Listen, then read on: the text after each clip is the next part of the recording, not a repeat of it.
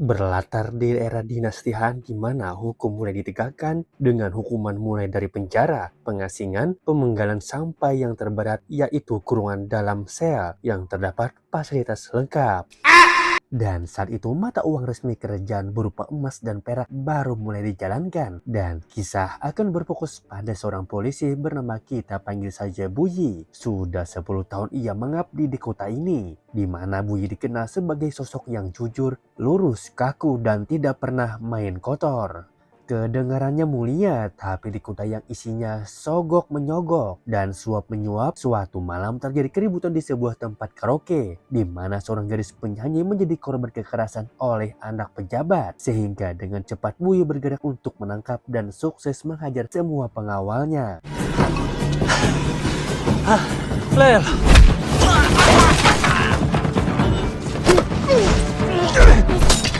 Ya, Buya langsung menangkap si anak pejabat untuk dibawa ke pengadilan kota. Tetapi warga ternyata lebih memihak kepada tersangka. Sehingga setelah dihajar oleh sejumlah warga yang lebih pro terhadap si anak pejabat, Buyi pun dipanggil oleh kepala polisi yang justru malah menyalahkannya atas tindakan salah tangkap, yang mana secara terang-terangan si pejabat alias ayahnya tersangka terlihat memberikan sejumlah perak untuk menutup kasus ini. Sehingga Buyi hanya bisa meminta maaf kepada si korban karena belum bisa menegakkan keadilan. Di luar tugasnya, Buyi punya satu kebiasaan yang tidak pernah berubah, yaitu makan mie di kedai kecil milik gadis bernama Yen Erniang, di mana Buyi selalu memesan menu yang sama. Dan diam-diam naksir Neng Erniang ini. Tak lama muncullah seorang juragan tanah yang datang untuk menagih utang sewa di Neng Erniang, mengaku hanya bisa membayar untuk 1 bulan lagi karena uang sewanya terlalu mahal. Dan saat si juragan mulai bertindak tidak senonoh dengan dalih akan menurunkan harga sewanya, Buyi pun langsung maju untuk membelanya. Melihat Buyi bersikap sok pahlawan, si juragan pun memanfaatkan hal itu untuk mempermalukannya dengan cara menyuruh Buyi meminum beberapa candy kecap asin apabila ingin uang sewanya diturunkan.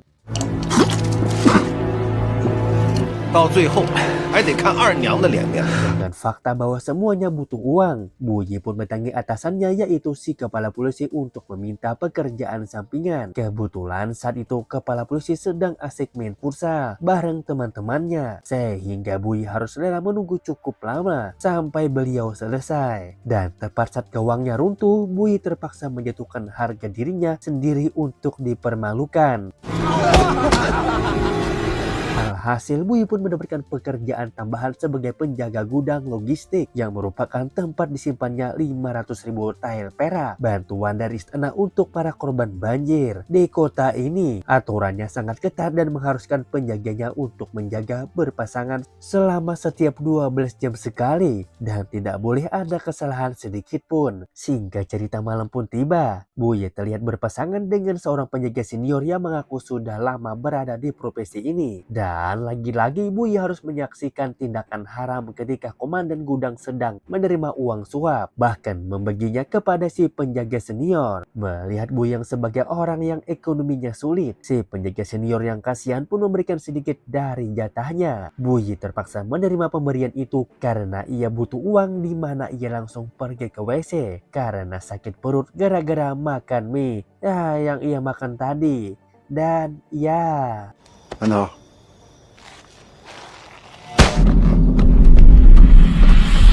komandan gudang dan seluruh penjaga pun ditemukan sudah tewas terbunuh, di mana Buyi memergoki 3 orang asing yang sedang memindahkan peti berisi perak. Sehingga karena ketika pencuri itu jago bela diri, Buyi pun hanya bisa berhasil menangkap 1 pencuri, sedangkan 2 sisanya berhasil kabur.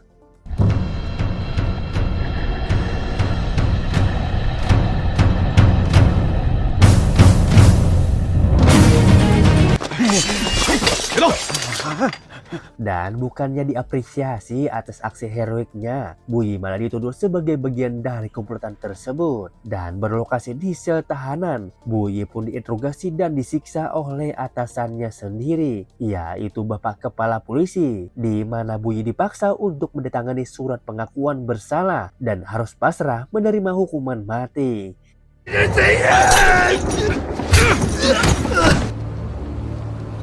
平阳之州。 Dan ya, berkat kemunculan inspektur provinsi bernama Li Jian, ini orangnya. Nyawa Bui akhirnya terselamatkan, di mana Li Jian menjelaskan bahwa kasus ini akan diambil alih oleh langsung Hakim Kekaisaran Huangxi.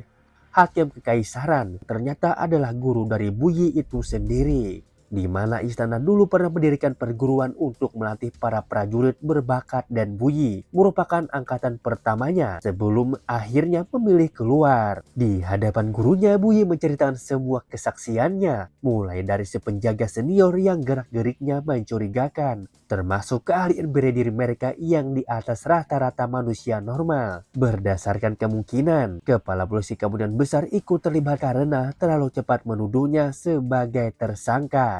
Melihat kondisi Bui yang memprihatinkan, Wangxi alias Hakim alias sang guru pun memberikan Bui kesempatan untuk membuktikan semua ucapannya, dimulai dengan menginterogasi satu pencuri yang tadi berhasil ia tangkap. 再给我个机会。 Pencuri ini ternyata bukan maling biasa, melainkan seorang buronan kelas kakap yang sudah kebal dicampuk dan seolah tidak merasa sakit, sehingga Li Jian yang greget pun menggunakan teknik khusus yang sangat mematikan. Yaitu setelah tulang rusuknya ditekan, si pencuri pun akhirnya membuka mulut tentang nama julukan kedua rekannya yang lain, yaitu si Rubah 7 Rupa dan si Naga Corak. Dan setelah informasi selesai, dan setelah informasi berhasil didapat, Li Jian pun langsung menghabisi orang ini tanpa basa-basi.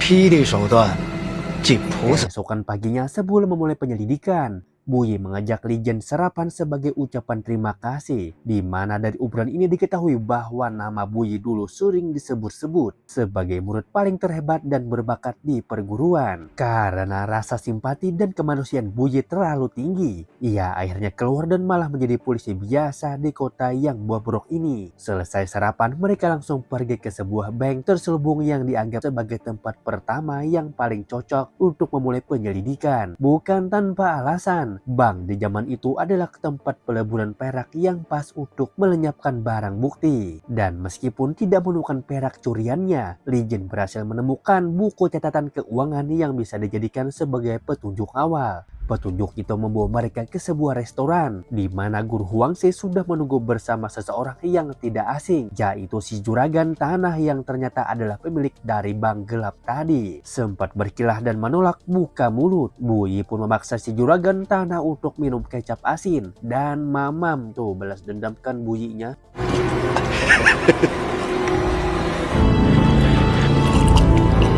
Setelah tak kuat minum lagi, si juragan pun akhirnya menyerah dan memilih untuk jujur bahwa selain bank gelap tadi, ia masih punya gudang-gudang terselubung lain yang dijadikan sebagai tempat peleburan perak bagi para pencuri kawakan. Tak butuh waktu lama, Bui dan Li Jian pun langsung melakukan penggeledahan dan berhasil menemukan perak curian yang sudah dilebur menjadi bentuk baru. Dari barang bukti yang ditemukan inilah penyelidikan mengarah kepada si pejabat dan anaknya yang sombong itu, yang mana setelah dipaksa buka mulut, terungkaplah bahwa perak-perak curian itu diambil dari tempat pencelupan kain yang sekaligus mengarah kepada salah satu pelaku, yaitu Naga 9 Corak. Saat akan pergi itulah Bui tiba-tiba teringat dengan kelakuan si anak pejabat tempo hari yang menyakiti gadis di tempat karaoke, di mana Bui menyuruh si anak pejabat untuk memegang pedang miliknya, sehingga dengan dalih mencoba melawan petugas, Bui punya alasan untuk memberikannya pelajaran. Tiba di tempat pencelupan kain, mata Bui langsung tertuju pada sepasang tangan yang terlihat kuat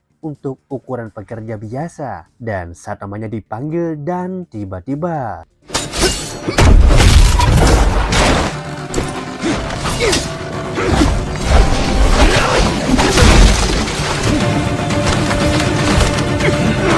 sehingga karena Bui dan Li Jian sama-sama jago kelahi, Naga 9 Corak pun berhasil ditumpangkan. Naga 9 Corak pun berhasil ditumbangkan dan akan dibawa ke kantor untuk diinterogasi. Tetapi ia langsung mati setelah ada pelaku lain yang melesatkan anak panah, sehingga dengan cepat Bui dan Li Jian pun menyebar untuk mencarinya.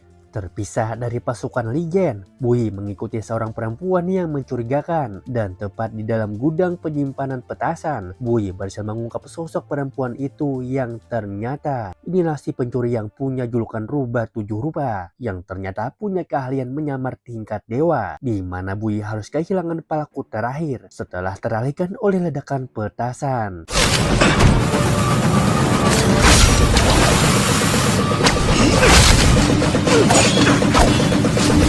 Tetapi ia tak sengaja menemukan kantong kecil milik Serubah yang tertinggal dan bisa menjadi petunjuk penting untuk menyelidikkan selanjutnya. Malamnya Buyi mengajak Lijen dan pasukan makan di kedai milik Teteh Erniang yang sikapnya jadi dingin setelah melihat perubahan Buyi yang sekarang. Disitulah Buyi juga baru sadar bahwa sikap orang-orang yang hormat kepadanya bukan karena dirinya, melainkan karena Buyi bersama Lijen.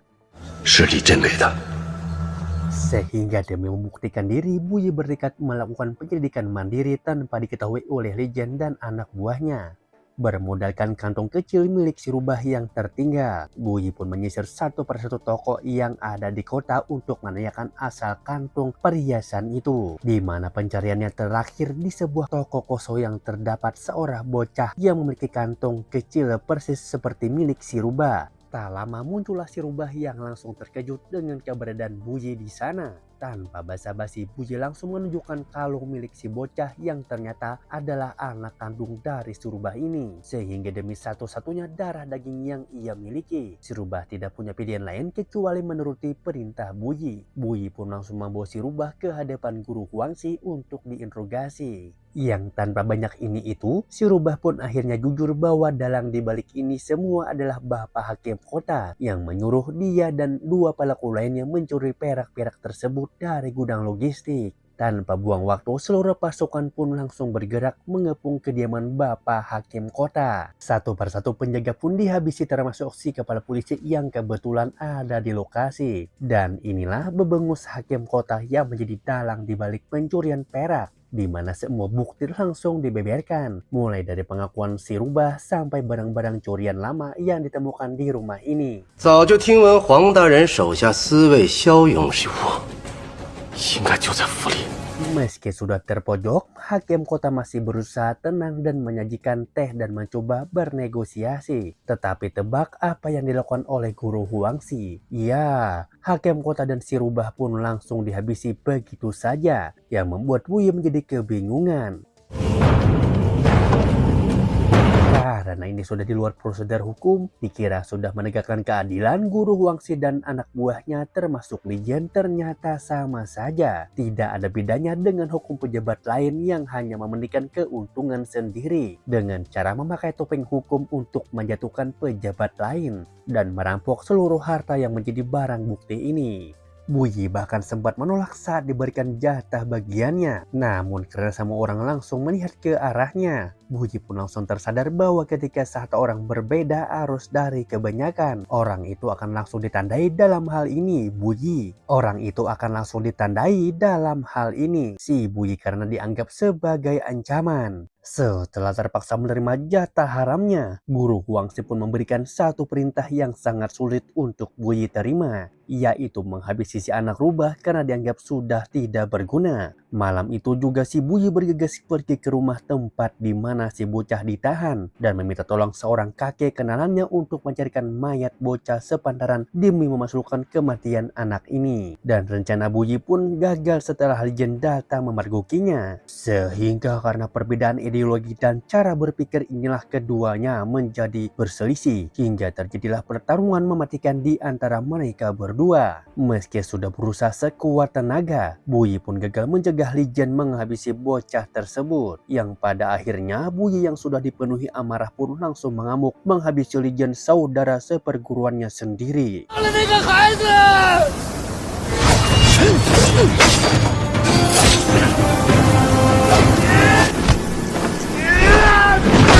3 hari kemudian, poster wajah Buyi sudah tersebar di seluruh kota dengan tuduhan menghabisi pejabat istana. Untungnya Buyi ditemukan oleh sekelompok pengemis korban banjir, yang salah satunya adalah si juragan tanah yang sekarang sudah jatuh miskin, bahkan statusnya menjadi buronan setelah Guru Huangxi menguasai kota ini. Dari si mantan juragan inilah si Buyi mendengar rumor yang cukup membakar dadanya, yaitu terkait Guru Huangxi yang sekarang menguasai penuh kota ini, bahkan berencana mengumpulkan semua korban banjir dengan iming-iming pekerjaan dan menuduh mereka sebagai pemberontak dan akan dihabisi di tempat secara bersamaan. Dengan fakta bahwa kota ini sudah tidak aman, si juragan pun mengajak Buyi untuk pergi ke kota lain dan bertahan hidup di tempat tinggal yang baru. Namun sebelum pergi, Buyi menyempatkan diri untuk makan mie di kedai teh Erniang, dan disitulah ia sadar bahwa kabur adalah satu-satunya hal yang sering ia lakukan selama hidupnya. Dan karena tak ingin terus menjadi orang lemah yang harus menghindari masalah, Buyi memutuskan untuk bangkit dan melawan kekejaman Guru Huangxi. Keesokannya, Guru Huangxi terlihat sudah berhasil mengumpulkan ratusan korban banjir yang akan ia habisi dengan tuduhan pemberontakan, lengkap dengan surat laporan palsu yang sudah disiapkan. Dan ya, muncullah Buyi yang langsung menghadapi puluhan anak buah Guru Huangxi dengan amarah yang sedang membara, didukung dengan kemampuan bela dirinya yang di atas rata-rata.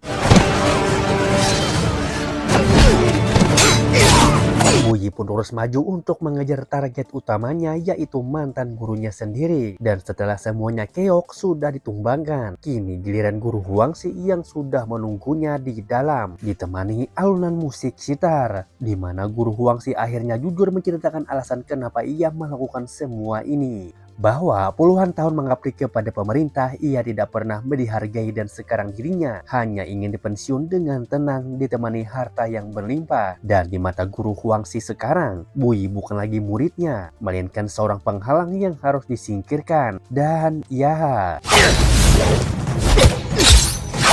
gadis pemain sitar inilah ternyata adalah pengawal pribadi Guru Huangxi yang sedari tadi mengamati situasi. Tetapi gadis pengawal itu pun tewas di tangan atasannya sendiri. Sehingga sekarang tinggal Guru Huangxi, seorang Buyi harus mengeluarkan seluruh kemampuannya untuk mencegah kemudaratan yang jauh lebih besar. Sempat jatuh beberapa kali, Buyi langsung bangkit kembali dan terus memberikan perlawanan.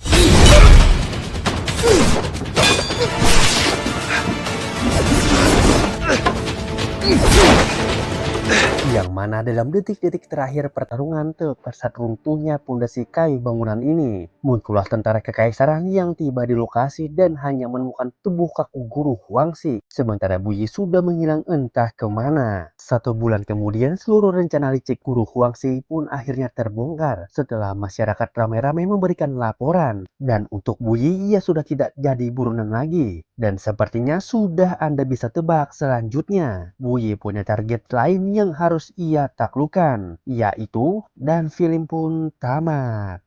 Waduh, beliuran anjir.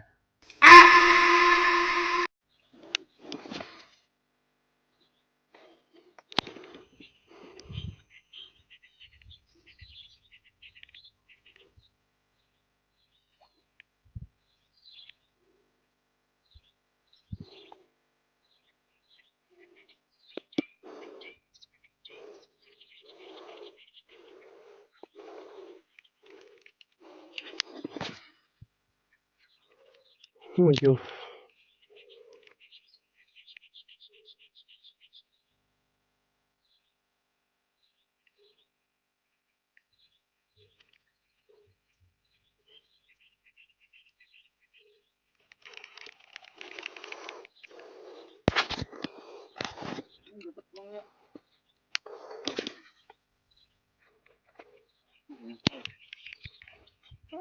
Berarti menyesal tak?